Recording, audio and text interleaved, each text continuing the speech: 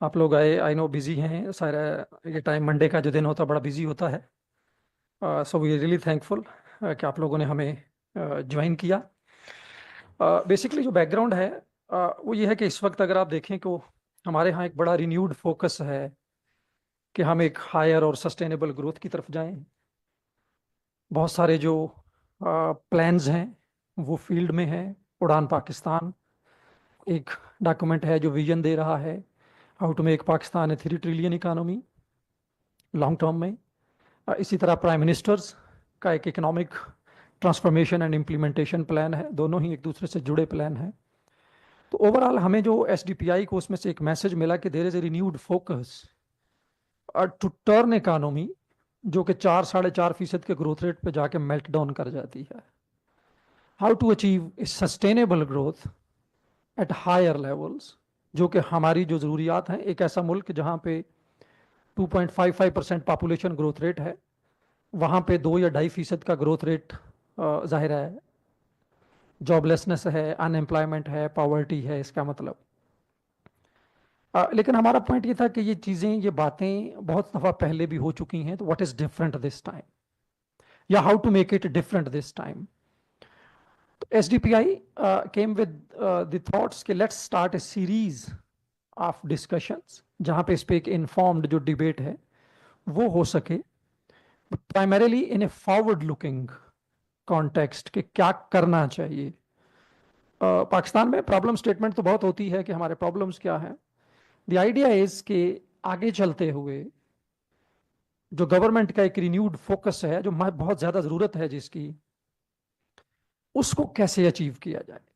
تو ہمیں لگا کہ اس کے لیے ہمیں پورے کے پورے جو ہمارے اکنامک سٹرکچرز ہیں ان کو ٹرانسفارم ہونا ہوگا اگر ہم واقعہ ہی یہ مقاصد جو گورنمنٹ رکھ رہی ہے ہمارے سامنے، اگر اس کو ہمیں اچیو کرنا ہے. تو وہ جو ایک فنڈامنٹل اکنامک ٹرانسفارمیشن ہے جس کی ہمیں ضرورت ہے، اس کے کچھ اپنے پری ریکوزٹس ہیں. اگر وہ پری ریکوزٹس پورے ہو رہے ہوں گے تو شاید ہم تھوڑا ڈفرینٹ کر پائیں اس دفعہ، ورنہ ماضی کی طرح جو 7 ڈیکیڈز میں ہوتا رہا وہ ہوتا رہے گا. جو ایک اچھی چیز ہے، مجھے لگتا ہے کہ ہمیں تھوڑا سا یہ ریئلائز ہو گیا ہے کہ جب تک آپ کے پاس sustainable economy, sustainable economic growth جو انکلوسو ہو، جو عام آدمی تک پہنچے، جو ایس ایم ایز کی پیدا کردہ ہو، جہاں پہ عورتوں کے لیے جاب اپرچونٹیز اچھی ہوں، جہاں پہ ہم یوتھ کو امپلائی کر سکیں، اگر وہ نہیں ہوگی تو ہمارے جو باقی پرابلمز ہیں وہ بھی بڑھتے چلے جائیں گے. تو ہم نے سوچا کہ اس کی ایک سیریز سٹارٹ کی جائے، اور اس کے لیے ہمیں لگا کہ جو پہلا بنیادی چیلنج جو پاکستان کو رہا ہے ہمیشہ، وہ پالیسی کوہرنس کا ہے. کہ ہم بات تو کر رہے ہوتے ہیں بٹ ہماری جو پالیسیز ہوتی ہیں وہ ایک دوسرے سے جڑی نہیں ہوتی، وہ کوہرنٹ نہیں ہوتی. ہماری ایک پالیسی کسی ایک طرف کو جا رہی ہوتی ہے، دوسری پالیسی کسی دوسری طرف کو جا رہی ہوتی ہے.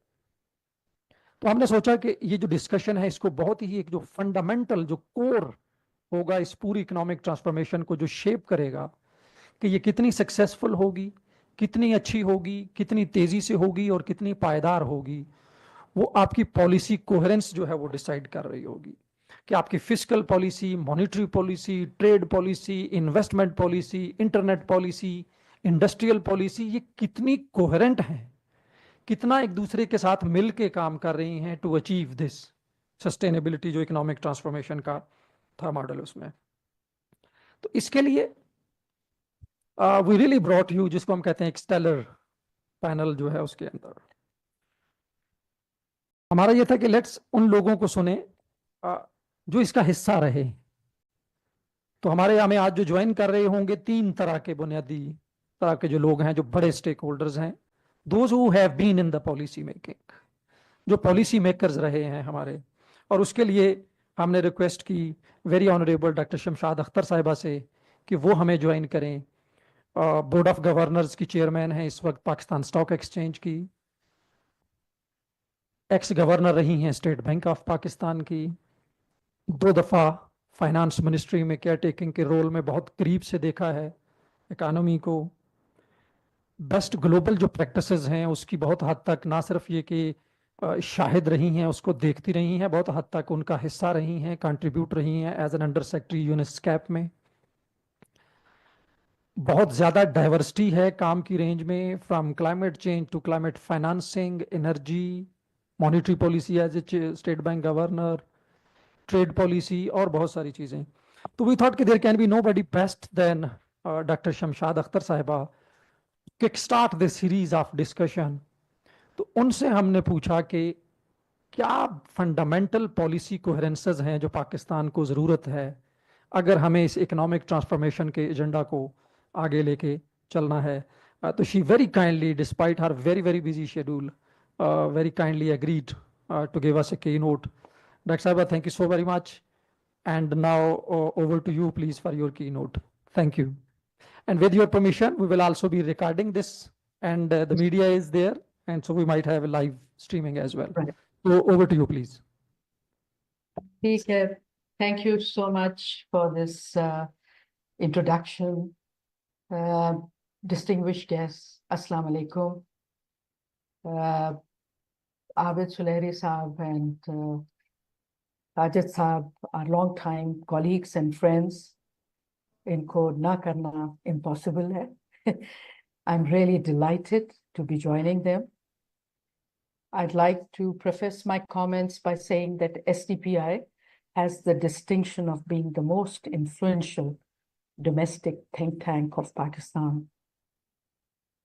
Some of us are proud to have been on SDPI platform as regular speaker. And this is another occasion that I have the honor to be with you all. For a substantive impact on development, it is critical that we nurture what was just said, policy coherence for economic transition. I look forward to not only contributing to this dialogue, but learning from this platform. As I said, Abid Saab and Sajid Saab are longtime friends and colleagues who have kept the mission of sustainable development on radar. And I'm sure this is one of the many future series that will take place. The issue of climate change is placed at the heart of Pakistan's social and economic development, as it carries significant risks and opportunities, and it impacts all stakeholders. I have had the distinction of just completing a major piece of work that was sponsored by the UN country office in Islamabad. And that takes a complete stock of the sources, flows, and analytics of climate finance. Although climate finance demands on international funds for mitigation and adaptation is overwhelming, it can be unleashed by mobilizing domestic sources and by setting in place conducive governance and policy measures.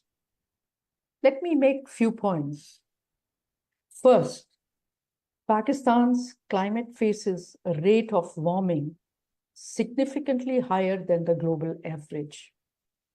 This has induced greater climate vulnerabilities and extreme events, including reduced water availability, severe droughts, and accelerated glacier melt, more intense monsoons, floods, landslides, and sea level rise, encroaching on coastal settlements and belt.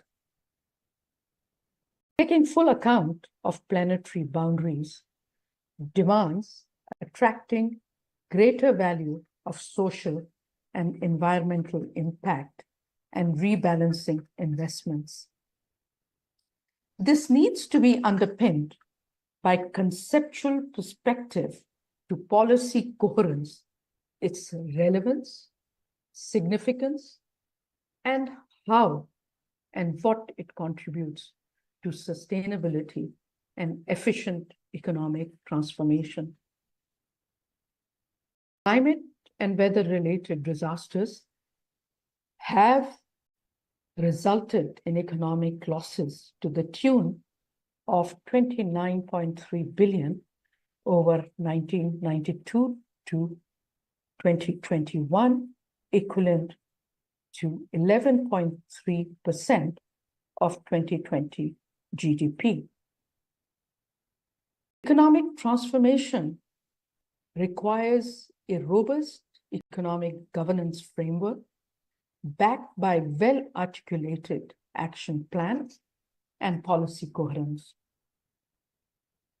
Most of all, economic transformation needs to be backed by a robust restructuring plan for Pakistan.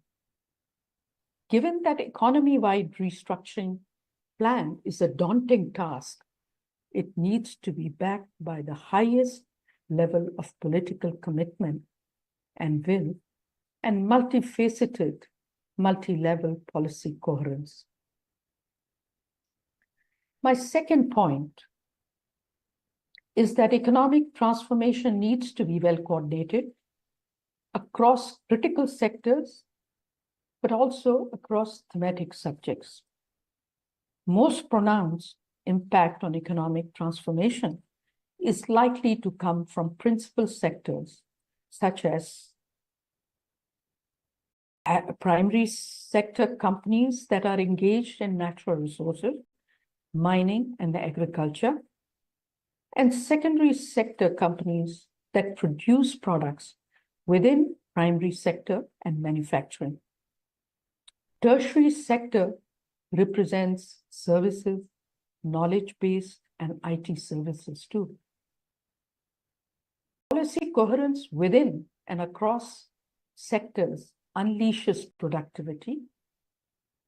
ND Gain Index has ranked Pakistan as 27th, has ranked Pakistan as 27th least ready country in the world to address impacts of climate change. There's no doubt that there is such a height of discussion on climate change. We will have a major prime ministerial level deliberation in February in Islamabad. Third, a growing global and domestic challenge to economy and productive sectors of Pakistan is the growing threat of climate change. Given its vulnerabilities and global cross-border exposure, Pakistan faces enormous domestic risk to its economy and society. Pakistan needs a well-integrated approach to address the causes and consequences of climate change across different sectors of economy and associated policies. My fourth point is that the sustainable economic transformation calls for integrating finance, green energy, and energy efficiency to bring shared prosperity.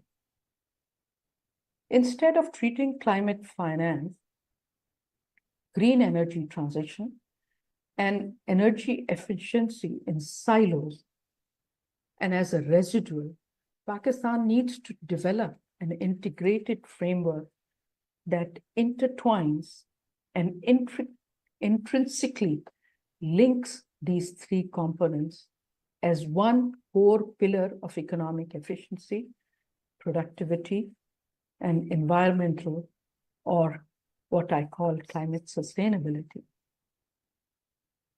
Climate change and associated risks, such as natural disasters, are key risks to Pakistan's economy and economic transformation. Flash floods of 2022 generated 30 billion losses and imposed reconstruction needs of over $16 billion. Fifth point, it is critical to recognize the forward-looking risks of extreme climate events environmental degradation, and air pollution. According to the UK study, the projected cost of climate inaction in Pakistan is in the range of $250 billion by 2030 and about 1.2 trillion by 2050.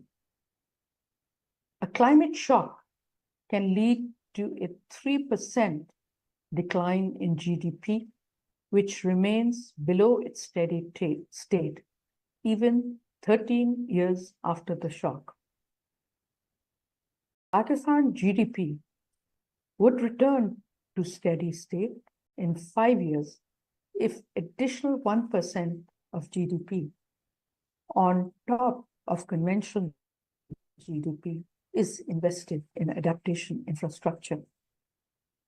Furthermore, Pakistan's need for climate mitigation and adoption are enormous and require coherent climate finance framework and policies and of resource mobilization through public-private partnerships, greening domestic financial structure. My sixth point, expanding on interconnections, sustained, uninterrupted, and affordable energy supply is the backbone of Pakistan's economic transformation, and green energy transition is the only way forward for it.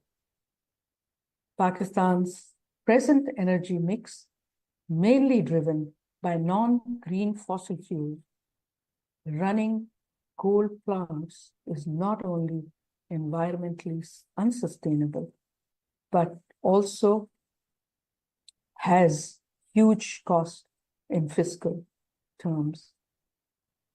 The rising costs of traditional energy matrix are not only hurting the country's competitiveness, but also the exports.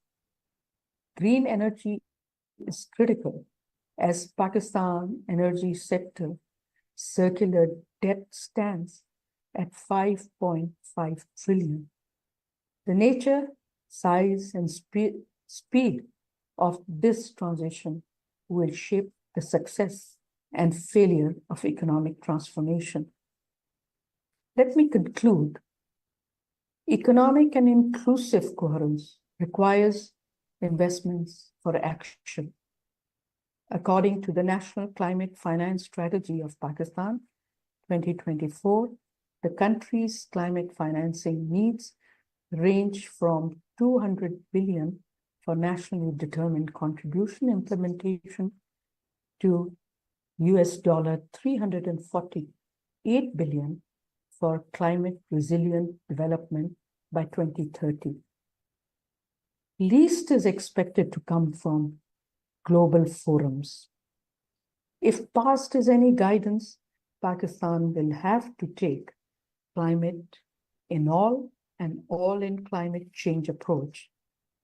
Climate change, monetary policy, financial policy, and fiscal policy have to go hand in hand in a very robust, coherent framework. Central bank has a critical role to play.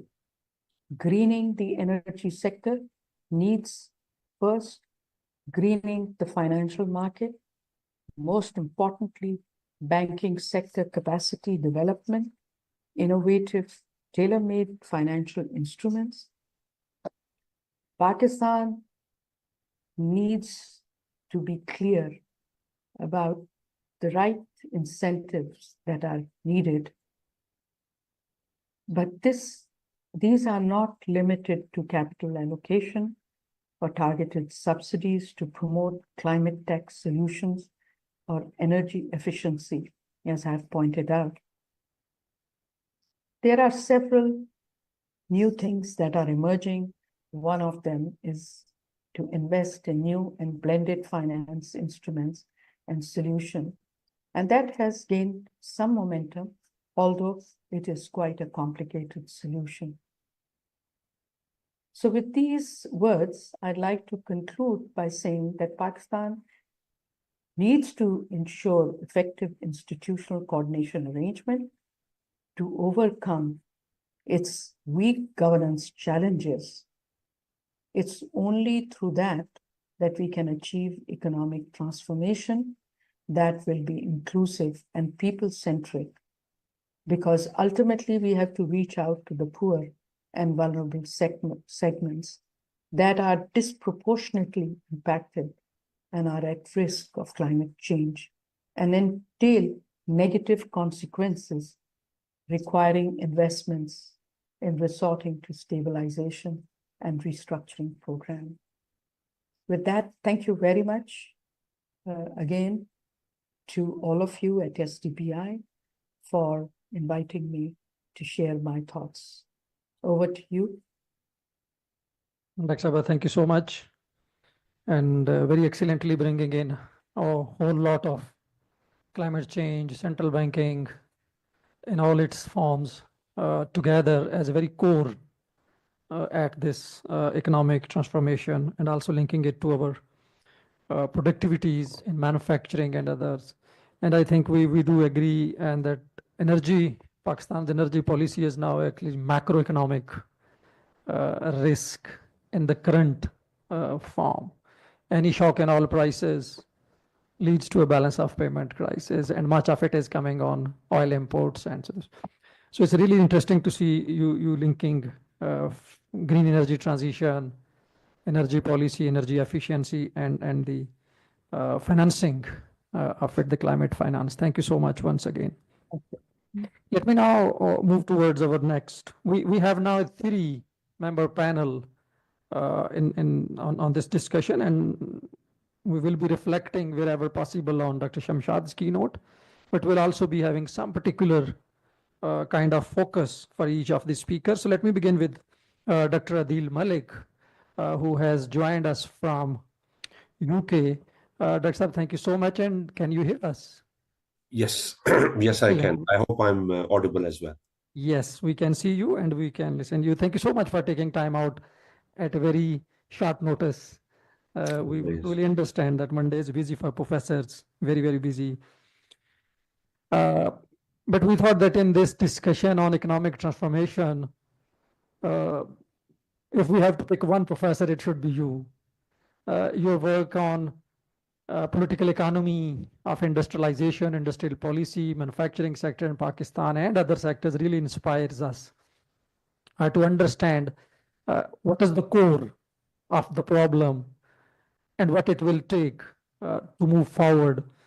And when I say to move forward, that will be today's more weightage in your intervention today. So if you can, based on your experience, based on your work on Pakistan's economy and very closely watching Pakistan's economic journey, particularly in industry and others. What do you think are if you keep in mind the economic transformation plan that government is presenting through its different documents and overall as well, what are top 3 to 5 policy resets in industrial policy that you think are really, really critical? They are the prerequisite. We have to start towards this economic transformation. And going forward, if you can touch somewhere on SMEs as well. So these are just guiding notes, but you are not limited to it. 10 minutes. Sure. And you can have we will test your press skills as well. Thank you. Okay. Thank you very much, Sajid Bhai, for this invitation. It's a great pleasure to be speaking after Dr. Shamshad Akhtar, for whom I have the highest respect, and also the lovely colleagues who are present in this room. Let me begin by sort of unpacking a little bit what Dr. Akhtar spoke about, and then address your specific questions. I think Dr. Shamshad made a reference to 2 or 3 big issues in particular, which struck with me as a political economist. She talked about policy coherence, and she talked about sort of interests of the state and the state elites. She talked about governance. Now, all of these are kind of indications that when we think about development, we think about not just plans. I mean, there are a number of plans that are usually available on a set of issues, and Pakistan obviously is not short of any transformation plans. We've had many, many transformation plans in the past. And if you look at sectoral reports, whether it's the reform of the FBR, it's the reform of any other state institution, policies, we've had numerous commissions set up to deal with those reforms. So I'm assuming that if there is the right political will, there are a number of plans that are available that could be implemented. So we are not short of technical solutions per se, right? So that's my starting assumption, that we are not short of technical solutions. By and large, I think we have enough expertise within Pakistan and also can get support from outside to solve some of the big policy challenges. But I think it's partly this issue about policy coherence and the governance issues that are a key aspect of the problem, and that should, in my opinion, be the focus of our debate. Pakistan faces a lot of environmental challenges. We obviously are a country with growing population, with a very weak forest cover. We used to be one of the most agriculturally productive and fertile areas of the British Empire, but increasingly there's pressure growing on land, both due to population, due to agricultural problems, but also what I describe as the new tragedy of the commons that Pakistan faces, because there's an insatiable appetite for peri-urban land, for real estate projects. So what you're seeing in Pakistan is an emerging tragedy of the commons, where the common land, especially those that are owned by the state, are under attack by state elites. They want to acquire as much land as possible to develop these different housing projects, which are going to have huge environmental implications. I mean, my family, for example, has lived in Islamabad, Rawalpindi region for a long time. And I can see whenever I come back, Islamabad is no longer the same city. Of course, it's grown, and it should have grown. It has better culture, etc. But if you look at the invasion of the commons, the most important thing that we face at the moment is to stop this invasion of the commons. The problem, however, is that when it comes to the state elites, one of the primary mechanisms through which it derives rents is through the development of these housing societies, for example. And if you've seen this during the last 2-3 years, the authoritarian ruling coalition in Pakistan uses its access, its preferential access to land, to reward different members of that ruling coalition. So if you want to appease different members of the bureaucratic classes, civil and military, land is one of the primary means through which you sort of reward them. If you want to bribe the journalists, you give them land. If you want to deal with the judges, you want to distribute land. So the entire system of authoritarian power sharing in Pakistan rests on the control and distribution of land, which is going to have massive consequences, right? And in a lot of, I mean, sitting in Oxford, for example, I've realized some of the richest Pakistanis that I've met, state officials, business elites, so on and so forth, they're often people who sell land from Pakistan and buy expensive properties outside, send their kids abroad. It's a form of asset stripping. So I think that's one issue that I want to highlight, that over and above the usual climate challenges that we face, one of the issues that undergirds Pakistan's development problems, particularly environmental issues, is the control of the state elites over defining land rights, control of land, and the way that land is distributed. The other thing I would like to highlight is that we must remember that any efficient economic solution to the problems that have been highlighted by Dr. Shamshad, whether it's in the energy, whether it's the industrial sector, whether it's economic transformation, there are always going to be distributional consequences. You know, that's one thing we've learned in the political economy of development, that efficient solutions They might be the preferred solutions, but the reason we are unable to get those efficient solutions because they will have distributional consequences. Once you implement them, there will be winners and losers. And how do you really compensate the losers? And oftentimes, the losers are the ones who control the state. So when we say Pakistan should be able to implement certain policies and carry out transformation plan and do X, Y, and Z, we must recognize what is Pakistan? What is a state, right? A state is a dynamic condensation of power relations. It's a dynamic condensation of power relations. And when their interests are aligned with the objective of development, you would see development happening, right? And so in this debate, I think we should talk also about the interests of the state elites and the ruling elites and how they could be aligned with a transformation plan which could work for the society and which could frankly also work for them, right? That's the sort of discussion we need. Now, to your question, Sajid Saab, about industrial policy, I think the key reform I would argue is important is to have what Shamshad described as policy coherence. I mean, when you speak with businessmen, when you speak with actors on the ground, one of their frequent refrain and complaint is there is no policy coherence, there's no policy stability. The policy framework is very uncertain. So I think that's one issue that we have to get right. And for that, we require political stability. We require political stability. We require wide participation from a society that is growingly young. I think we need that. And then we need to get the basics right. One of my students is working on Vietnam, and I'm learning a great deal about Vietnam's industrial policy. And you realize that Vietnam has probably civil servants who are not a lot more sophisticated than Pakistan.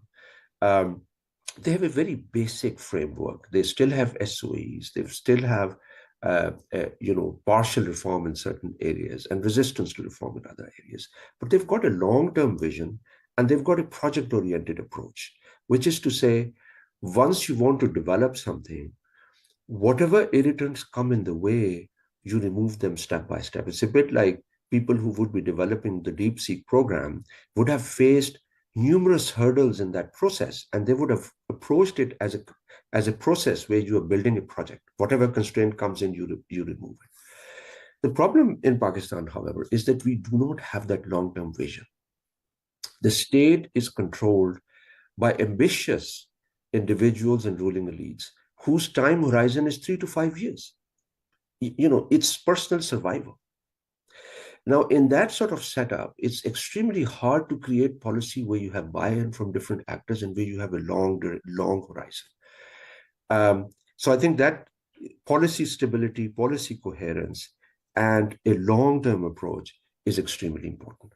The other thing I would argue in the area that I work is that elites will have an interest when it works for them. I think in this country, people who genuinely control political power have been aligned with 3 types of business groups since partition. The first is the large landed aristocracy. Since independence, there's been an alliance with the ruling dispensation and those large members of the large landed gentry. Second, over time, they have been supported by protectionist business lobbies. These are always part of Pakistan's authoritarian ruling coalitions. These are business lobbies whose interest is in a closed market. And then there's a third element more recently, which has come around, is the urban real estate lobby. I think we will begin to see industrial development happening when the elite will decide in its own interest, faced by its own constraints, it will begin to reconfigure that alliance and ally itself with the production-oriented lobbies, with export-oriented lobbies, with sectors of society who are productive, and they are, in Mariana Mazzucato's terms, not takers not value extractors, but value generators in society. And they may still get benefits from the state, all sorts of benefits, but they are actually expanding the economic pie. Once you have those sorts of incentives at the top, you will begin to see that they will help to create and build markets. One of the things that's really worked well in China, Vietnam, and some of these other places is that there's been a lot more decentralization of efforts. They have created export contests, production contests, and many of these contests have taken place at a highly subnational decentralized level. And as these contests became more, created new ideas, entrepreneurs, political entrepreneurs, as well as economic entrepreneurs, those areas and the people who controlled them had opportunity to grow and rise. So you would see in Vietnam, for example, they publish all these rankings for these local districts. And a lot of the economic and political entrepreneurs that are successful, they will find their way to the top echelons of the Communist Party. So we need that sort of competitive framework in which you create an incentive for the most productive sectors of the society to be represented increasingly in the ruling power coalition. Now, I'm sure there'll be a lot of people here in this room. If you can finish your first intervention in a minute or two, and then we'll come back again. I will. I'm actually finishing it up by saying that I'm sure there are a lot of specifics that we can go through, for example, on what we should do with access to credit, what we should do with a whole range of other reforms. And I'm sure there'll be colleagues here who will draw our attention to those reforms. I just wanted to touch these broader political economy points because I think they're very central for us at this stage of development. Otherwise, in 40, 50 years' time, we'll be back to the same drawing table and talking about how we can transform. We should, please accept my apologies for being open. I think I'm now at a stage where I think it's important that we discuss tough issues, in the interest of those who are powerless, but also in the interest of those who hold power, so that they get some new, fresh ideas on how to take this country forward. Thank you. Thank you, Dr. Adil, for giving us the contours of overall ecosystem in which this economic transformation has to take place if it has to move forward. But as you mentioned in the last point of specifics, we will come to you at the end of session for 3 specifics in 2 minutes. So we leave you with some homework before moving to Ali Salman Saab, Dr. Ali Salman, a good friend, Executive Director of Policy Research Institute for Market Economy. Very few people, those who speak for market economy in Pakistan, very closely watch public policy and particularly trade policy and those who are the linked policies. And he also represents with the third key stakeholder, that is the civil society organization. If any economic transformation has to take place and if any informed discourse has to be developed, the civil society organizations fall at the core of it. So we thought to have Ali Salman Saab with us. Ali Salman Saab, you can comment any of the comments that has taken place so far, but particularly if again you specifically can guide us, what are the changes that you would like to see in fiscal policy or trade policy that you very closely watch if this economic transformation has to take place? And if you are designing this economic transformation policy, what will be 3 to 5 policy changes that you will make going forward? 10 minutes, because we have to have some questions as well. So over to you. Thank you. And lastly, sorry, when you know a very friend very closely like Dr. Adil Malik, you forget to introduce for the others actually, and I forgot. Dr. Adil, my apologies. As professor at Oxford University, a very well-known name in Pakistan, political macroeconomist. We have very few, those who really sort of integrate this political economy and macroeconomy so beautifully that Dr. Adil does. And he is also a fellow of a society that has a long name. I have to turn the page back to read it, but global fellow in the economies of Muslim societies, and he is a fellow there and doing very excellent work to sort of provide scholarships, to provide opportunities from the students for the students to come to Oxford and sort of integrate in these high level, high qualified institutions, good quality institutions. Dr. Adil, thank you. So back to you, Ali Salman sir. Thank you, Dr. Sajid. Thank you, Dr. Shamshad, Dr. Adil, Dr. Zafar. So first of all, a disclaimer. शुरू में Dr. Sajid ने कहा कि I have been a part of this economic transformation process or documentation. I'm not. No, if you were part, Yeah, what would you do? Yeah, That I was the would say more question. on that. Although for some time, I was put on a committee by the Planning Commission for the 5th year, for the 5-year plan, but then it suddenly sort of disappeared somewhere. So yeah, in a way, but as Pakistanis, of course, we're all part of the broader discussion happening around us, and we should take an active part in that. I'll try to just follow the script जो कि मुझे दिया गया script में ये था कि ये 2 documents हैं जो गवर्नमेंट ने भी recently publish किए हैं. सबसे पहले उड़ान Pakistan which has been marketing, उसकी काफ़ी branding भी हो रही है, marketing भी उसकी हो रही है. और दूसरा जो एक और प्लान रिलीज किया उसकी मार्केटिंग इतनी नहीं हुई. and that plan is there. I just got to print economic transformation agenda. ये प्राइम मिनिस्टर ऑफिस से जो रिलीज हुआ, ये उड़ान पाकिस्तान के कुछ दिन के बाद ये पब्लिश हुआ. मैंने उड़ान को भी स्टडी किया है, काफ़ी हद तक इसको भी स्टडी किया है. सो मैं अपने जो कमेंट्स हैं वो ज़ाहिर है इस बेसिस के ऊपर रखूँगा जो इसमें पब्लिश हुए हैं. और जो डॉक्टर साजिद ने मुझे मैंडेट दिया है वो ये है कि इकोनॉमिक ट्रांसफॉर्मेशन के पॉइंट ऑफ व्यू से, पॉलिसी कोहेरेंस के पॉइंट ऑफ व्यू से हम इसको कैसे देखते हैं as an independent think tank, और ये कि क्या होना चाहिए. So that's the other. 3 policy measures होनी चाहिए. 3 पॉलिसी मेजर्स, मेरे पास 10 लिखे हुए हैं लेकिन मैं 3 बताऊंगा. so देखिए, एक तो ये कि in my very honest assessment जो कि मैंने अभी पॉडकास्ट में भी शेयर की, वो ये है कि जो उड़ान पाकिस्तान तो एक विश लिस्ट है.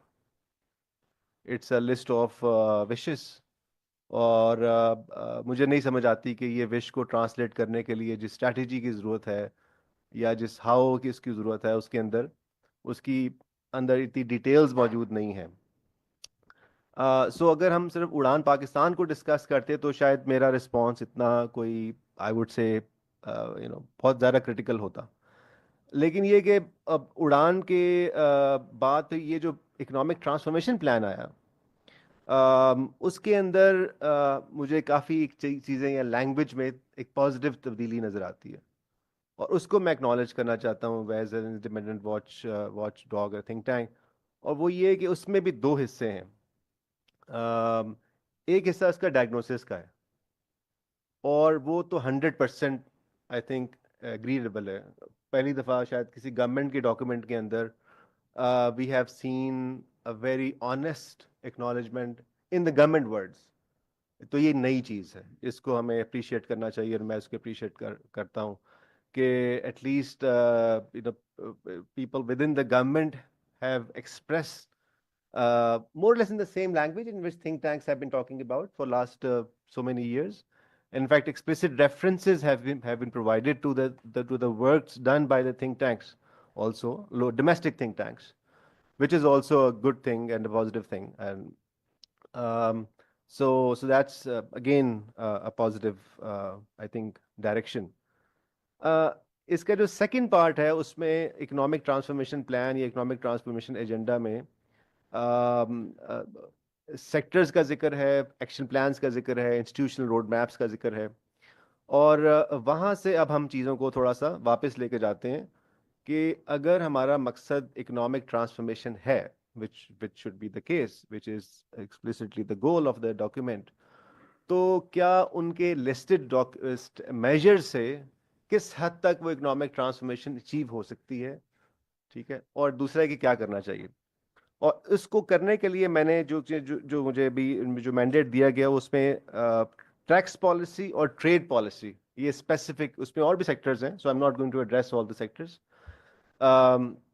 لیکن ٹیکس پالیسی, ٹریڈ پالیسی, تھوڑا سا میں پرائیویٹائزیشن کو ضرور بیچ میں لے آؤں گا, if you allow me just a couple of minutes. اور یہ 3 اس کے اندر بڑے پلرز ہیں, اور آئی تھنک یہ تینوں امپورٹنٹ ایریاز ہیں. اگر آپ اکنامک گروتھ یا سسٹینڈ اکنامک گروتھ کا مجھ سے پوچھیں کہ what will drive sustained economic growth in Pakistan, there will be 3 pillars: tax policy, trade policy, and privatization policy.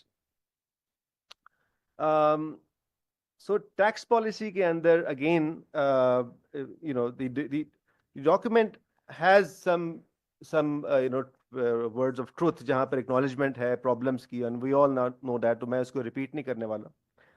لیکن اب اس میں جو پرابلم ہے وہ یہ ہے کہ بات گھوم پھر کے وہ دوبارہ انفورسمنٹ کے اوپر آئے ہیں. بات گھوم پھر کے انہوں نے فوکس کیا ہے کہ جی 13% جی ڈی پی ہونا چاہیے, tax to G D P ہونا چاہیے, آئی ٹی سولوشنز ہم لے کے آئیں گے, ڈیجیٹلائزیشن لے کے آئیں گے ایف بی آر کے سسٹمز کے اندر, ہم آرگنائزیشن کیپیسٹی کے اوپر کام کریں گے, وغیرہ وغیرہ. سو یہ وہ لسٹ ہے جو کہ ہمیں پہلے بھی کئی دفعہ دی گئی ہے. سو ڈائگنوسس واز ون پارٹ, لیکن جب سولوشن کھولنا شروع کریں تو یو ریلائز کہ یہ تو وہی کہانی ہے, پرانی کہانی چل رہی ہے, اس میں کوئی نئی بات نہیں ہے انفارچونیٹلی. اور وہ ایف بی آر کے ٹرانسفارمیشن پلان کو بھی آپ دیکھیں تو پہلے بھی یہی باتیں ہمیں سننے کو ملی ہیں. اس سے چند مہینے پہلے prime minister government of Pakistan نے 32 بلین روپیز ان کو دیے ہیں نئی گرانٹس کے اندر ایف بی آر کو. اس سے پہلے ورلڈ بینک جو ہے $400 ملین دے چکا ہے, تقریباً 80% ڈسبرس ہو گیا اس میں سے ٹیکس ریفارمز یا ٹیکس جو گروتھ کے لیے. اور آبویسلی یہ سارے چیلنجز ابھی بھی وہی ہیں کیونکہ ہمیں پتہ ہے کہ شارٹ فالس ہیں اور باقی پرابلمس وہاں پرزسٹ کر رہے ہیں. So what is missing in this, and اور یہ جو ڈاکٹر ساجد نے کہا کہ اس میں سے کیا ہونا چاہیے تھا. اب یہ جو ڈاکیومنٹ ہے ہم نے کچھ عرصے پہلے ریلیز کیا, is also available on Prime and Pied website, Prime and Pied Tax Reforms Commission. So these 2 think tanks joined hand last year and did some valuable work, in my view, voluntarily. It was not a commissioned work by any agency. It was an initiative by 2 think tanks, and we had about 12 meetings. اور اس کے اندر ہم نے کوئی tax کے reforms, we enlisted tax reform agenda. اب میں آپ کو ایک مثال دیتا ہوں. اس میں ایک جو پازیٹیو میں بات کروں گا اس میں یہ کہ یونیفارمٹی کی بات ہے. اس میں ایک ڈیمانڈ یہ تھی کہ uniform tax regime for all sources of personal and non corporate incomes. So tax policy کے اندر یہ ہونا چاہیے. So I think we acknowledge that the government has moved towards that by including agriculture sector in the tax tax system. So that is a good thing.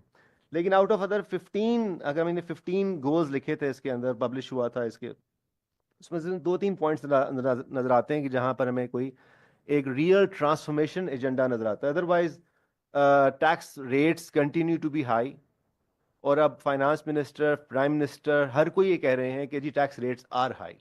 Chairman F B R ایک ہر کوئی acknowledge کر رہا ہے, اور وہ جو short فال کو اس سے اب ریلیٹ بھی کر رہے ہیں. تو جو ہم نے 2-3 سال پہلے بھی یہاں پر ایک کانفرنس کروائی تھی, آرتھر لیفر یہاں پر آئے تھے, انہوں نے بھی ان چیز کو ہائی لائٹ کیا تھا کہ how high taxation are driving the tax evasion. So اس کی طرف ہمیں ابھی تک اکنالجمنٹ نظر نہیں آتی ہے کہ ہم نے ٹیکس ریٹس کو کیسے ٹیکل کرنا ہے. اس طرح بہت ایکسیسو ٹیکسیشن ہے, رینٹل انکم ٹیکس ہے, سی وی ٹی ہے, سپر ٹیکس ہے, ٹرن اوور ٹیکس ہے. So we had recommended after, and اس کے اوپر بہت ڈیٹیل ورک کیا. پائڈ نے زیادہ اسپیشلی اس کا جو کوانٹیٹیو سائڈ ہے اس کو بڑی ڈیٹیل سے دیکھا تھا, اور اس کے اکنامک امپلیکیشن کو اسٹڈی کر کے سبمٹ کیا تھا کہ اس کی پازیٹیو اکنامک امپلیکیشن ہوگی. ظاہر ہے ہم نے یہ نہیں کہا تھا کہ آپ ایک سال میں 9 ٹریلین سے 13 ٹریلین پہ چلے جائیں گے. وی ایسٹیمیٹڈ کہ کوئی تقریباً 2 ٹریلین کا آپ کو ایک سال میں اضافہ مل سکتا ہے if you follow the reforms. لیکن آبویسلی وہ جب ٹارگیٹ سیٹنگ اس سے نہیں ہو رہی ہے, ٹارگیٹ سیٹنگ سے ہم پالیسی ڈرائیو کر رہے ہیں, تو وہ پرابلمس اپنی جگہ پر رہیں گے. ودرول کی بات ہے, withdrawal of regulatory and additional custom duties اس میں تھیں, تو وہ ہمیں اس میں کمٹمنٹ نظر نہیں آتی ہے. اس کے اندر چونکہ ٹریڈ پالیسی کا ڈائریکٹلی لنکڈ ہے, تو اگین ڈاکیومنٹ میں یہ کلیئرلی ایکنالج کیا گیا ہے کہ یہ پرابلم ہے. یعنی ڈاکیومنٹ مانتا ہے اس بات کو کہ آپ ہم نے جو کسٹم ڈیوٹی کے ساتھ ایوریج کسٹم ڈیوٹی اور ریگولیٹری ڈیوٹی لگائی ہے وہ زیادہ ہے, اور اب کوئی 19 یا 20% ہوگی ہماری سمپل ایوریج ٹیرف, تو اس کو ہمیں نیچے لانا ہے 15% پہ. لیکن جب آپ امپلیمنٹیشن کھولنے جاتے ہیں کہ یہ کریں گے کیسے یا کتنے، تو اس میں صرف یہ لکھا ہوا ہے کہ جی ہم ٹیرف بورڈ کو کے حوالے کر دیں گے یہ چیزیں. جو ٹیرف بورڈ جو ہے وہ ایک سسٹم کا حصہ ہے، ٹھیک ہے، ٹیرف بورڈ کو بھی ہونا چاہیے، لیکن یہ کہ مجھے لگتا ہے کہ اس کے اندر پھر اب ہمیں ایک اسکیپ دے دیا گیا ہے کہ اچھا جی ابھی ہم اس کو ایک اور میکینزم سے دیکھتے ہیں، اور ہم اس کو ذرا ڈفرینٹ طریقے سے پھر ہم دیکھنا چاہتے ہیں. سو اس کے اندر کلیئرٹی نہیں ہے، یعنی اس کے اندر وہ فوکس آپ کو نظر نہیں آتا. دوسرا ایک اور جو امپورٹنٹ چیز یہ ہے کہ within the tax policy again وہ اکنالجمنٹ موجود ہے کہ جی نان فائلر غلط چیز تھی. اب یہ پہلی دفعہ گورنمنٹ نے مان لیا، جو بہت سے تھنک ٹینکس اور اکانومسٹ کہہ رہے تھے کہ نان فائلر کی regime it was a bad idea. Okay, آپ نے 15 سال اس کو چلا کر دیکھ لیا، آپ اس کو ختم کر دیں. آپ نہیں نکل رہے، وہ نئے نئے نام بنا رہے ہیں، ان ایلیجیبل ان کے ذریعے آپ وہ کر رہے ہیں. سو گورنمنٹ نے اس کو اسٹیپ فارورڈ نہیں لیا ہے. اکنامک ٹرانسفارمیشن کے لیے ایک امپورٹنٹ تھا، اس میں we did not see that clear movement. اور اس کی بڑی وجہ یہ ہے کہ اب تقریباً نان فائلرز آپ کو 700 ارب روپے کا ریونیو دے رہے ہیں. سو hugely distorted system, but huge interest, genuine interest from that taxpayers, from tax collectors point of view. اب کیسے نکلیں گے؟ I don't have a simple answer for that. Last ایک جو منٹ میں بات کرنا چاہتا ہوں وہ ہے کہ پرائیویٹائزیشن پالیسی کے اوپر، ٹیکس پالیسی کے اوپر بات ہو گئی، ٹریڈ پالیسی کے اوپر ایک کوئک پوائنٹ یہ ہے کہ امپورٹ سبسٹیوشن سے موو اوے کرنے کی اکنالجمنٹ ہمیں نظر آتی ہے. For the first time I think میں نے دیکھا ہے کہ گورنمنٹ نے ایک ڈاکومنٹ نکالا کہ جی ہم امپورٹ سبسٹیوشن سے ہٹ کے ہم اب ایکسپورٹ کی طرف جائیں گے، ہم گلوبل ویلیو چین کی طرف جائیں گے. It's a good thing. ایک انٹرسٹنگ اس میں کانٹرڈکشن ہے بائی دا وے. اڑان پاکستان میں لکھا ہوا ہے کہ جو ہے ہمیں میڈ ان پاکستان کو ایکسکلوسیولی کرنا چاہیے، نہیں ساری چیزیں ہم پاکستان میں بنائیں، which is again a flawed thinking, an antiquated thinking. We must come out of it. We have not come out of it so far. And ہمیں گلوبل ویلیو چین کا حصہ بننا ہے. اس کے لیے اسٹیپس لینے ہیں، ٹیکس پالیسی ٹھیک کرنی ہے، ٹریڈ پالیسی ٹھیک کرنی ہے، کسٹم ٹیرف ٹھیک کرنے ہیں. یہ سارے اس میں چیزیں کرنے کی ضرورت ہے جس کی ہمیں اتنا اسٹرانگ ریفارمز نظر نہیں آ رہی ہیں، یعنی کہ کمٹمنٹ ٹو دوز ریفارمز اتنی موجود نہیں. لاسٹ پوائنٹ، پرائیویٹائزیشن ہونی چاہیے. آئی تھنک اس میں بڑا کلیئر ہے، کنسسٹنٹ ہے. اس میں جو ریلیٹڈ پوائنٹ ہے وہ سائز آف دا گورنمنٹ کے بارے میں، right sizing of the government size کے بارے میں بڑا اس وقت کام ہو رہا ہے. کمیٹیز بنی ہوئی ہیں اس وقت، نوٹیفیکیشن بہت سے آ رہے ہیں. اس کی جو صحیح اسیسمنٹ شاید بجٹ کے بعد ہم کر سکیں گے. It's to early to say, so I am not going to make a comment on that, but there is movement there. لیکن پرائیویٹائزیشن کے اوپر ہم سٹک ہیں، اور ہمارا جو پرانا وہ کلیہ ہے وہ یہ ہے کہ جی ہم نے پہلے لاس میکنگ کو پرائیویٹائز کرنا ہے. اس میں بھی یہی لکھ دیا ہم نے، اس ڈاکومنٹ میں بھی یہی لکھ دیا ہے کہ جی پہلے ہم نے لاس میکنگ کرنا ہے. بھائی یہ نہیں ہو سکتا.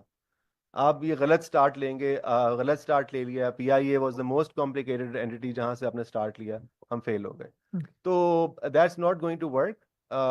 وی should start from the for profit enterprise privatization. Aggressive طریقے سے ہمیں آگے جانے کی ضرورت ہے اگر ہم اکنامک ٹرانسفارمیشن میں آگے بڑھنا چاہتے ہیں تو.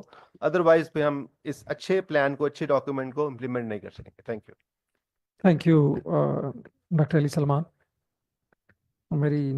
I know we have a tough question, tax, trade. You also brought privatization, but I leave you again with some homework that in the last 2 minutes or 1.5 minutes, quick 3 bullet points that we need to do, leaving this all aside. As an expert, what are 3 steps for policy coherence, to create policy coherence that is required for? So this brings me to our very good friend Zafar Al Hassan, is Joint Chief Economist, Government of Pakistan. Has held many positions which are really critical for economic transformation. Has been a DG DET, has very closely worked in Ministry of Finance. The core of any transformation in Pakistan, it has to be.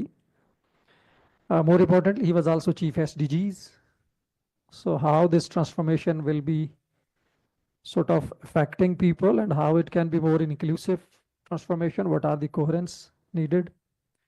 But more importantly, Zafar, if you can give us a reflections, what is government doing exactly? And all these comments are in your front. How is government taking this Udan Pakistan and the economic transformation plan? Are they sides of the one vision. For example, to me, it looks that one can act as a strategic document, the other can act as its action plan. But we will listen, Zafar, and are there any institutional arrangements to make this, to take this transformation, and how can we help you? Thank you. 10 minutes. Thank you. I think I have some problem with my throat. So, but I think first of all, I want to clarify, वैसे Ali Salman, these are not two documents. This is only one document. ये दोनों साथ ही तकरीबन जो है ना ये जो सारे डिपार्टमेंट का तो ये implementation plan in the second document is also part of the Udan Pakistan. So one is released. Acha. So one is released by the Prime Minister office, but the Udan Pakistan is also released by Prime Minister himself. So one document, it should be treated as one document.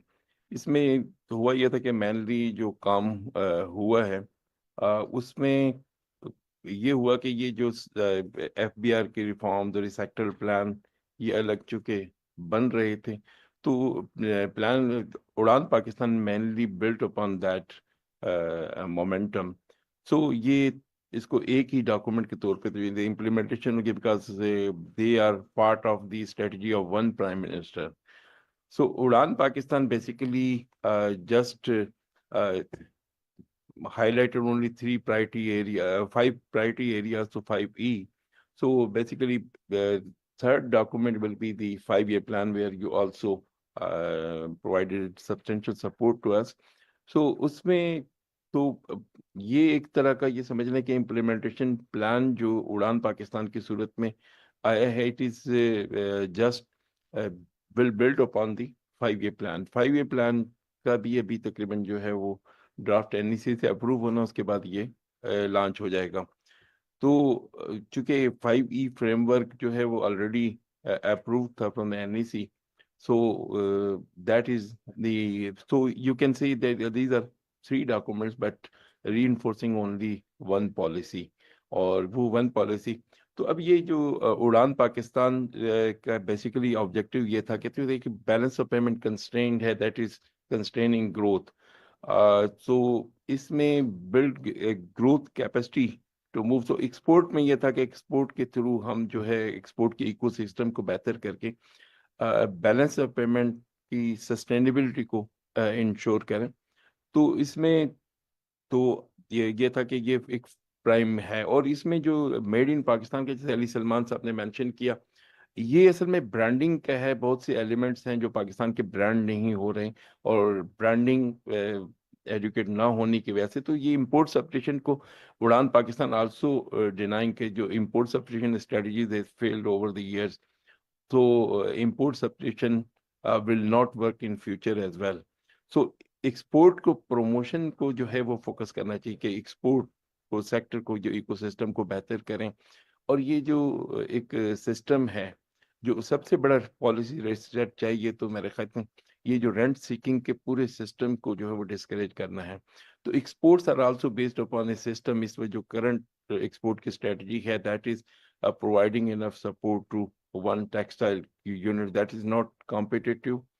और उसमें ये है कि हमें कुछ new areas identify करने होंगे जैसे आईटी का सेक्टर. इसमें हमने ई पाकिस्तान के तहत जो इसमें किए हैं तो आईटी की एक्सपोर्ट्स को बिल्ड करना, कैपेबिलिटी ट्रेनिंग्स और इसके पूरे जो है करिकुलम को रिव्यू करना, ये सारी स्ट्रेटजीज इसका पार्ट हैं. तो इसमें जो चूंकि इम्प्लीमेंटेशन प्लान अलग से डॉक्यूमेंट में आना था तो वो अली सलमान की बात ठीक है कि बहुत ज़्यादा इस पे एम्फेसाइज नहीं किया गया और इसमें जो टारगेट्स हैं वो सिर्फ दिए गए हैं. बाकी इम्प्लीमेंटेशन प्लान जो चूँकि एक्सपोर्ट का जो प्लान है ये चूँकि मिनिस्ट्री ऑफ कॉमर्स ने इम्प्लीमेंट करना है. कॉमर्स का अपना सेक्टरल प्लान दूसरे डॉक्यूमेंट का पार्ट है. तो उसमें ये है कि ये एक्सपोर्ट को इन्होंने इम्प्लीमेंटेशन. इसी तरह जो मैडम शमशाद ने जो राइटली मेंशन किया कि इस वक्त जो क्लाइमेट एक बहुत बड़ा इशू है तो इसमें जो पाकिस्तान का प्रॉब्लम है और रेडीनेस पाकिस्तान की मैडम ने हाईलाइट किया दैट इज पैथेटिक. सो इसमें नेशनल जो ہمارا جو ہے adaptation plan that is critical. چونکہ climate change is a reality, لیکن اب اس کو اڈاپٹیشن پلان کو کتنی کوئکلی ہم ایمبیڈ کرتے ہیں اوور پالیسی فورم, تو دیٹ ول بی ڈٹرمائن. چونکہ ابھی جو آپ محسوس کر رہے ہیں کہ جو فیبرری میں جو اس وقت ونٹر ہوتا تھا, ابھی سمر میں, تو ہمارے جو 4 جو موسم تھے وہ تقریباً اب 2 میں کنورٹ ہو چکے ہیں. وہ یہ تقریباً جو اس وقت اسپرنگ ہونا چاہیے تھا, اسپرنگ نہیں, تقریباً ڈائریکٹلی ہم سمر میں انٹر ہو رہے ہیں. تو یہ کلائمیٹ چینج ایک ریئلٹی, ہم کتنا کوئکلی اس کو اڈاپٹ کرتے ہیں. اور اس میں آئی تھنک جو میں 5E میں سب سے امپورٹنٹ جو ایلیمنٹ ہے وہ سوشل سیکٹر کا. تو ایک امبیلنس ہے جو کہ اکنامک انڈیکیٹرز ہمارے ہیں, وہ might be comparable to emerging economies, but ہمارے جو سوشل انڈیکیٹر ہیں, تو اس میں سوشل سیکٹر پہ, ایجوکیشن, ہیلتھ پہ بہت زیادہ فوکس ہمیں کرنا ہوگا اگر ہم نے جانا ہے فیوچر میں. تو ہمارا سارا فیوچر جو ہے وہ سوشل سیکٹر کے ریسیٹ سے وابستہ ہے کہ ہم ایجوکیشن کی کون سی ریفارم لاتے ہیں. پورے اس وقت جو ایجوکیشن کا جو ایک ڈائیکاٹمی کریٹڈ ہے, اس کو کیسے ہم ایک انفورس کرنے کی کوشش کرتے ہیں. تو اسپیشلی لوور سیکٹر میں جو primary out of school children کا پرابلم ہے, یا جو اس وقت جو بلکہ ایون کی جو اسکولوں میں ہیں, تو اس میں اگر کوالٹی کے جو اسپیکٹ ہیں اس کو ہم کتنا کوئکلی ری انفورس کرنے کے وہ رہتے ہیں. تو اڑان پاکستان میں سب سے زیادہ جو ہے فوکس بھی اسی پہ کیا گیا کہ جو کہنے کو تو 5th ہے, لیکن 5th پہ ایکسپورٹ بھی آپ کی ڈیپینڈنٹ ہیں, کیپیبلٹی انہانسمنٹ پہ, جو کلائمیٹ کے اڈاپٹیشن پلان ہے وہ بھی اس پہ ڈیپینڈ کرتا ہے. پھر انرجی کا جو میڈم نے کافی کہ گرین انرجی, چونکہ انرجی کی سسٹینیبلٹی ہماری جو فیوچر کی سارا اکنامک آؤٹ لک ہے, دیٹ ڈیپینڈس کہ how quickly we reset over energy policy. تو اس کو انرجی پالیسی کو کتنا گرین کی طرف لے جاتے ہیں, کتنا سسٹینیبل اور افورڈیبل بنا سکتے ہیں. تو I think that will be critical. تو یہ 5E فریم ورک میں یہ جو 5 کریٹیکل ایشوز تھے اس کو ہائی لائٹ کر کے ایک 1 ڈاکومنٹ کی صورت میں دیا گیا ہے. Otherwise 5 year plan will be extensive. Ali Salman کے بالکل ایک وش لسٹ ہوگی, تو it's part of the wish list. If we are not implementing it then it will be it is. But اس میں ایک نیشنل اکنامک ٹرانسفارمیشن یونٹ بھی بنایا جا رہا ہے جو کہ اس کو اس کی امپلیمنٹیشن کو انفورس کرے گا. تو hope fully that could be different, but it depend upon, جیسے عدیل ملک صاحب نے کہا, بہت پولیٹیکل اسٹیبلٹی اور بہت سے فیکٹرز پہ ڈیٹرمائن کرتا ہے. ادروائز جو پاسٹ میں بھی ہماری بہت سی پالیسیز فیل ہوئی ہیں, تو اگر ہم اس کو کمپلیٹ نہیں امپلیمنٹ کر پائے تو then it will be another failure. Thank you. Thank you, Zafar, for bringing us government's perspective despite your bad throat. Really thankful. So we can have now questions, comments, feedback. So let me begin from this table. Aruj, we will collect questions 3, 4, and then we will go to speakers. So please, speakers can pick any one question to respond, and within 1 minute, because we are very, very late. So Aruj. My question is, what measures have been taken to ensure that Udan will see the end of light? Because jo bhi nayi government aati hai, they want to introduce their own flagship projects, Udan being an example itself. So what measures have been taken to ensure कि अगर कल को government किसी भी वजह से topple हो जाती है या कर दी जाती है, तो Udan will continue? Thank you. Please state your name and the question that you're speaker you're addressing to. Ali Tahir Saab, very briefly. जब तक माइक आपके पास आता है, we can have a question from here.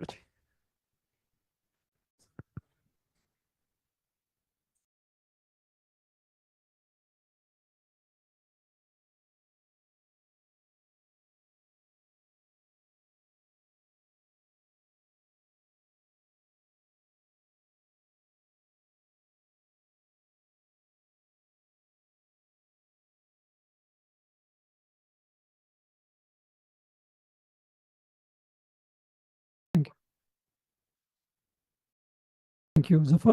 All questions to government, please. My question is jointly from Ali Sulaiman Saab and Dr. Adil. Okay. That's why I'm using the microphone.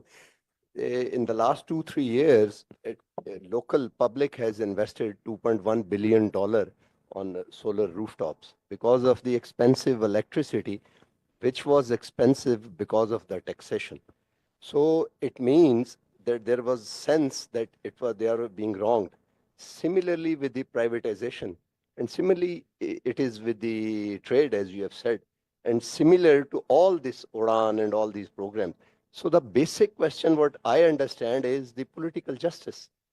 Without doing that, do you think all this would be possible? Because at tectonic level, this is the political justice. Thank At you. above, Sir, you have taken more time than Yeah. speakers actually. It's 1 minute for this round.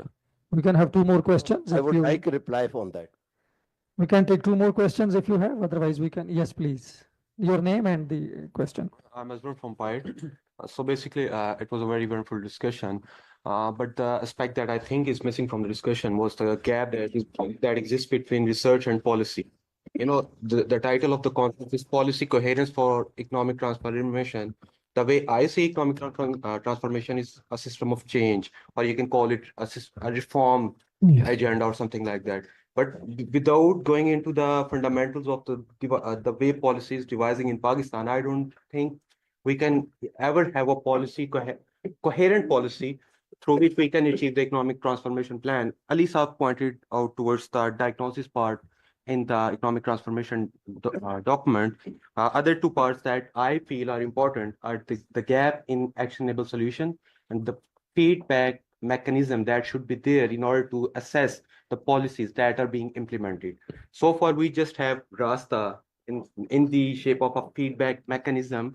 Other than that, we don't have any local or domestic research-oriented platform that could, analyze or assess the extent of the policy that is being implemented. So, comments on this aspect should be more Sure. Thank you. highlighted. Well, thank you. Sir, you have a question, and this is the last question, and then we go to the first round. Moin Bartley with Think Build Scale. So my question is on policy coherence. So, in order to really focus on that and go towards greater coherence, how is it possible for the government to sort of judge the degree of coherence that has taken place? There are different policies from different departments, different ministries. So if there was a way to assess and judge how much coherence there has been, and so there could be some good performers, some sort of lesser performers, and then for the lesser performers, how can that be improved so that this becomes a tangible sort of a goal, and rather than just something nice to say and then everybody agrees, but then specific things don't get done. Thank you, Moin sir. Zafar, let me begin with you. You can club all 2 minutes, whatever you can club, please. I think, first of all, I want to answer the climate change question. I think Ministry of Climate Change in the second document, which Ali mentioned, has given a detailed implementation plan.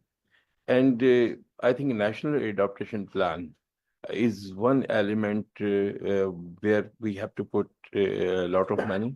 And in Udan, Pakistan, we focus that National Adaptation Plan because especially for climate resilient agriculture, we need major transformation in the agriculture sector. The current cropping patterns, they're not consistent with what is happening today in the agriculture field. So I think that is an important element. And in the second, I think you have mentioned about the Udan Pakistan, how we can build ownership or in that way, Udan Pakistan suggested champions of reform. So a online platform where people can give their suggestions and they could be a watchdog over the entire policy framework, which is government has promised. So unfortunately, institution was not stronger in it to defend their policy. So in the past, what happened with the change of the government, the policies change it. But I think we have to create, because different from different field, people will contribute to Udan Pakistan, and they will watch how it is implemented.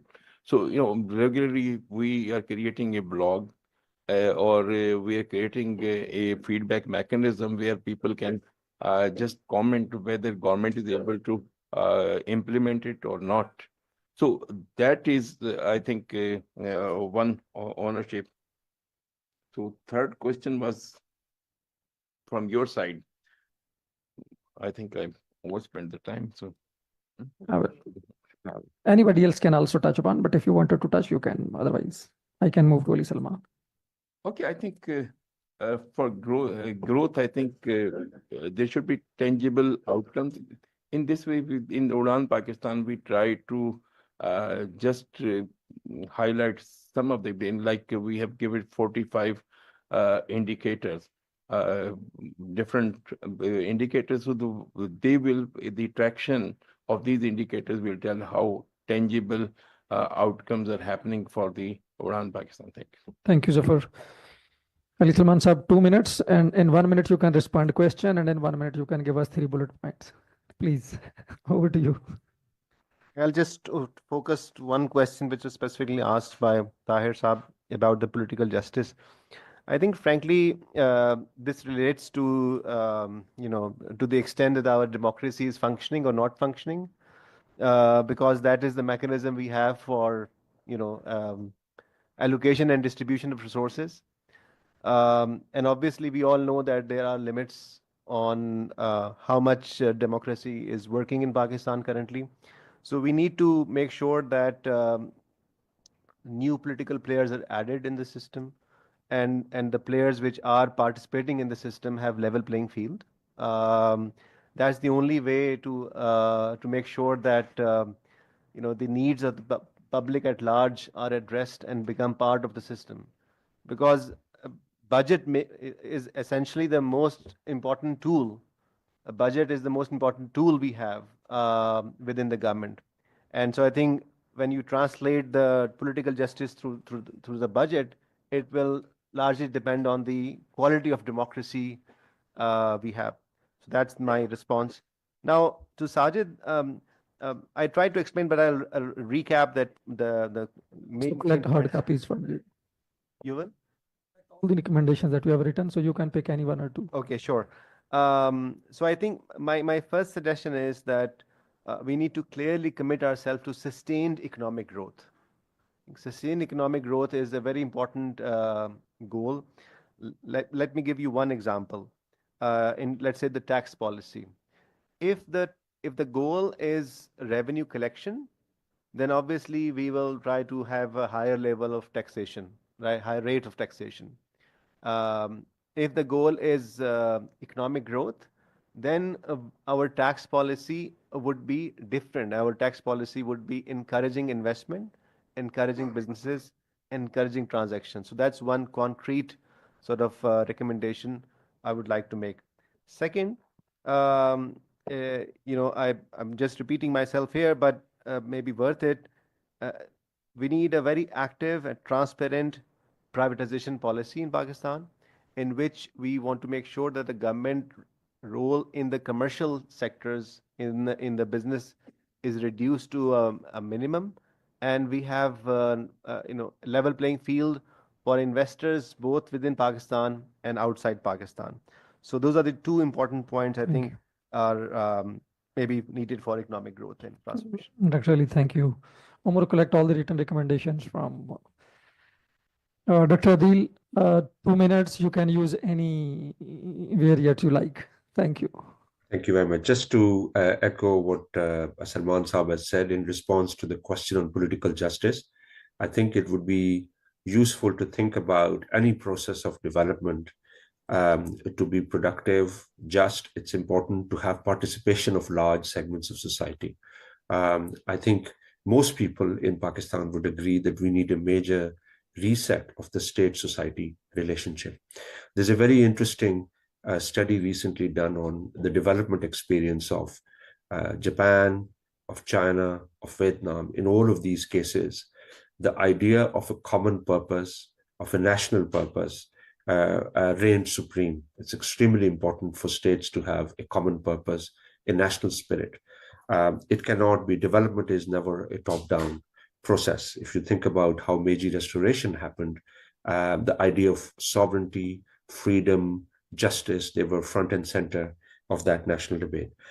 On solar, I would just quickly say that obviously Pakistan is not alone where this solar transition is happening. It's happening all across Africa. It's happening in the Middle East, places like Lebanon. And a lot of it is a response to the state's inefficient subsidy system, inefficient electricity system, which is forcing people to move into solar. But there are distributional implications again, because there are pre-existing inequalities in the system, which get reinforced. Not everyone can easily move to solar. And so there's some customers who become captive customers of the state electricity companies, and those who can afford, they exit the system and adopt solar. So I think they're kind of, again, inequalities are a key aspect of this challenge.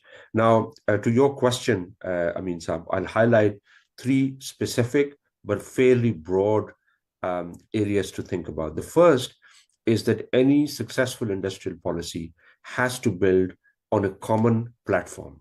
What we know from across the world, there are certain things that are crucial for industrialization to succeed, for industrial policy to succeed. The first, and they're all part of my one a comment about the stable platform. One is policy experimentation. There should be space for you to experiment policies, to discard failures, to scale up the successes. There needs to be a feedback loop.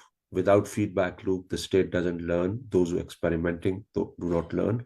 And there has to be space for complementarities and linkages. How do you link up different initiatives?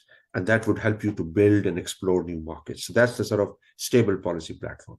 The second suggestion that I have is that it's all good to have this wish list. It's all good to have a target and an ambitious vision.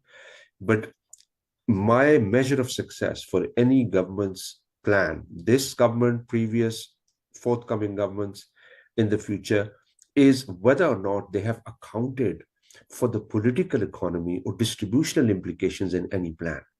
As you know, I did some work on trade policy in which I showed how Pakistan suffered from a loss of a reversal of trade liberalization. And this was driven by the rise in regulatory duties, additional customs duties. And I showed that these duties benefited those sectors more that are close to the ruling dispensation, to key political parties and to the military.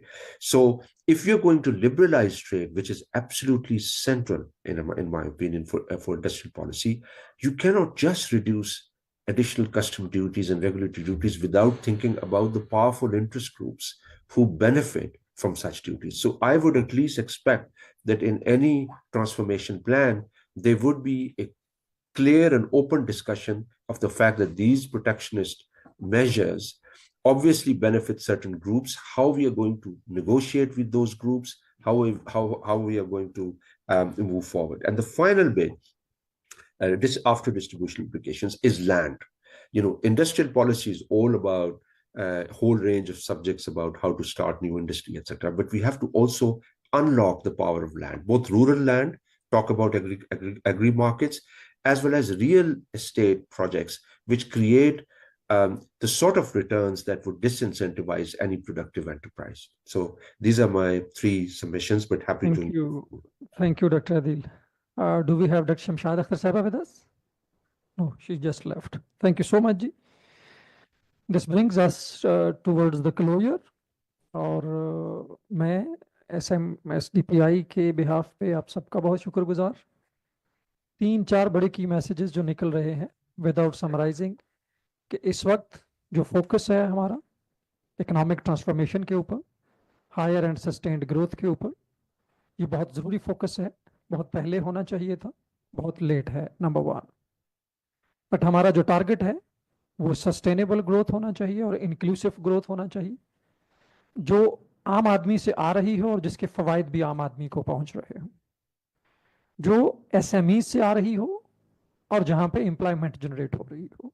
جو manufacturing sector سے آ رہی ہو اور جہاں پہ عورتوں کو decent jobs مل رہی ہوں, اچھی جابس مل رہی ہوں, وہی گروتھ جو ہے وہ سسٹینیبل ہوگی. Number 2. Number 3, government of Pakistan کو جو آپ کے پرائمری سیکٹرز ہیں, جن کو ہم لیڈ سیکٹرز کہہ لیں, وہ آئیڈینٹیفائی کرنا ہوں گے, اور اس گروتھ کو, اس اکنامک ٹرانسفارمیشن کو لیڈ کرنے کے لیے آپ کے وہ جو سیکٹرز ہیں ان کے لیے کوہرنٹ پالیسیز کی ضرورت ہوگی. اگر آپ یہ سمجھتے ہیں کہ آپ کا آئی ٹی سیکٹر جو ہے وہ مین سیکٹر ہوگا تو آپ انٹرنیٹس کو شٹ ڈاؤن نہیں کر سکتے براڈلی اینڈ میسلی. پالیسی کوہیژن کا پہلا انڈیکیٹر جو معین صاحب نے جیسے پوچھا, ایک میرے خیال میں یہ بھی ہوگا کہ آگے چلتے ہوئے ہماری internet policy, I T policy کتنی کوہرنٹ ہوتی ہے اگر ہمیں آئی ٹی کو وائبرنٹ سیکٹر بنانا ہے اس اکنامک ٹرانسفارمیشن کو, اس اکنامک گروتھ کو لیڈ کرنے کے لیے. اسی طرح باقی پالیسیز کے اندر نہ صرف گورنمنٹ کو انفلیشن کنٹرول کرنا ہے جو کہ کیا ہے, لیکن روزگار کے مواقع پیدا کرنے ہوں گے. پچھلے 70 سال سے یہ عام آدمی ہے جو آپ کی ٹرانسفارمیشن کی قیمت ادا کرتا ہے. 3 سال سٹیبلائزیشن کے نام پہ, high inflation, high energy prices, high taxes, 40% کا ٹیکس, جی ایس ٹی, ہر چیز وہ دیتا ہے. لیکن جب گروتھ کی باری آتی ہے, جب اکنامکس ٹرانسفارمیشن کی باری آتی ہے تو اس کو فائدہ نہیں پہنچتا. تو انکلوسو جو اکنامک ٹرانسفارمیشن ہے وہی ایک سکسیسفل اکنامک ٹرانسفارمیشن ہوگی. اور اس کے لیے بہت ضروری ہوگا کہ آپ کی جو میکرو پالیسی میں اور سوشل پالیسی میں جو تفریق ہے وہ ہمیں ختم کرنا ہوگی. یہ جو سائلوز ہیں کہ میکرو پالیسی ایک ڈائریکشن میں چل رہی ہے اور سوشل پالیسی دوسری ڈائریکشن میں چل رہی ہے, یہ نہیں ہوگا. آپ کو عام آدمی کو میکرو پالیسی کا حصہ دار بنانا ہوگا. آپ کی ٹیکس پالیسی کو, آپ کی انویسٹمنٹ پالیسیز کو, آپ کی انڈسٹریل پالیسیز کو should be guided by people-centric macroeconomic policy. That is the only way for economic transformation. Or finally, policy coherence will be one single most important element جو آپ کی اس economic transformation کو, economic restructuring کو define کرے گا. ایک اچھا economic governance model جو drive کر رہا ہو policy coherence کو, یہ essential ہوگا to start this journey towards economic transformation. Finally, یہ ایک اچھی اپروچ ہے. گورنمنٹ کو اس پہ اوپن رہنا چاہیے اپریزلز کے لیے, کرٹیسزم کے لیے, کیونکہ ہم تبھی آگے کرتے ہیں چیزیں بہتر. اور ہاں, ایک بہت ہی robust monitoring and evaluation framework, M&E framework for this economic transformation, جو بڑے کلیئرلی کی پرفارمنس انڈیکیٹرز ہر سال کے رکھتا ہو, اس کو جب تک آپ ٹریک نہیں کر پائیں گے, جو ایک بڑی فنڈامنٹل شفٹ ریکوائرڈ ہے وہ آپ نہیں کر پائیں گے اس کے لیے. اور overall across the party political will جو ہے وہ سب سے اہم ہوگی اس کے اندر. اور آئی تھنک جو رولنگ کولیشن ہے اس کو سٹارٹ کرنا چاہیے کہ پاور میں بھی حصے دار بنے, رسپانسبلٹیز میں بھی حصے دار بنے. یہی ایک چیز ہے جو ہمیں آگے لے کے چل سکتی ہے. تو میں بہت شکر گزار ہوں ہمارے اسپیکرز ڈاکٹر شمشاد اختر صاحبہ کا, علی سلمان صاحب کا, ظفر الحسن صاحب کا, ڈاکٹر عدیل ملک کا جنہوں نے ہمیں جوائن کیا, اور آپ سب لوگوں کا, ہمارے میڈیا کے دوست جو ہیں ان سب کا بھی thank you so very much.